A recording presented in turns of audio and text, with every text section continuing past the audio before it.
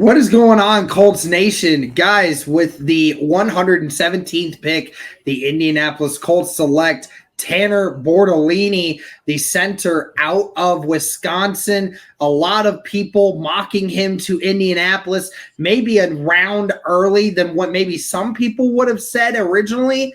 But this guy brings a ton of athleticism.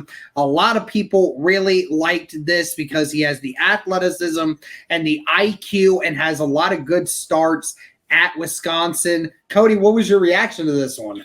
Yeah, I mean, we thought potentially DB, but again, like you get your center of the future, and there's a lot of uncertainty, Derek. I mean, that's kind of similar to why we were okay yesterday when the Colts went back to their offensive line and took Goncalves where they did, is because hey, there's some question marks about some of those positions in the interior. Ryan Kelly, like I mentioned, contract year for him, so you don't know kind of what his future is. He's on the wrong side of 30. He's got some injury history. Right. And if the Colts decide they don't want to extend him after this year, or if it's a short-term kind of thing, I wouldn't be shocked in the slightest. Right. And Bortolini is a starter in 2025. But immediate impact right away, just a depth piece. He's going to sit behind Ryan Kelly. He's going to learn. I mean, you still have Wesley French. You re-signed Danny Pinter. So, like, you have some quality depth at center. Like, guys, now you have 4 guys that can actually play center. Potentially 5. I know Goncalves. Chris Ballard didn't rule that out either, that he could maybe get some snaps at center. So we'll see. But, yeah, right now, immediate impact's not there. But looking forward to 2025, the Colts potentially got their center of the future, which I think is definitely important. And that's something we even said. Like, I know it maybe wouldn't be as popular, but we said, hey, like, in day number 3, should the Colts consider looking forward to their center position and what the future is there. And I think Bortolini, we would say, man, he has all the skills to be a future starting center and play at a high level as well. Yeah. I mean, like you said, like people were mocking him earlier to Indy, potentially day 2 to Indianapolis. And so the fact the Colts were able to get him here where they did in the 4th round, I think is tremendous value. He's a great player overall. Like you said, just an athletic type of guy.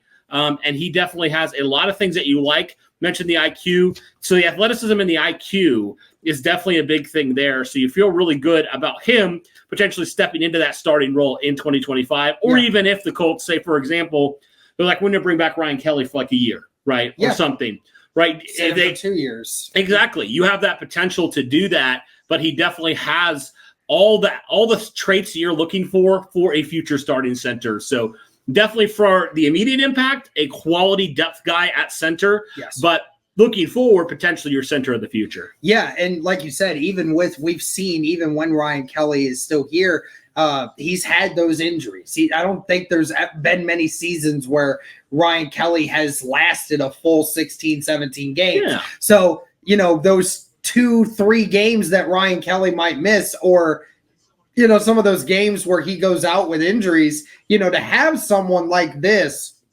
to be able to fill that role and get that experience now with Indy is such a huge thing. And, like you said, being able to get a guy that can be a good depth piece now while also getting that experience to be the guy of the future potentially for you, that can't be understated how important that is. Again, going back-to-back offensive linemen, definitely not what you and I had anticipated, but we're not going to sit here and say that it's not a good thing that Indy is going and getting the interior offensive line help that they need, especially for the future, because like you said, there's going to be a bunch of guys here in the next couple years that are not going to be getting second contracts. So, does that weigh a lot into that situation?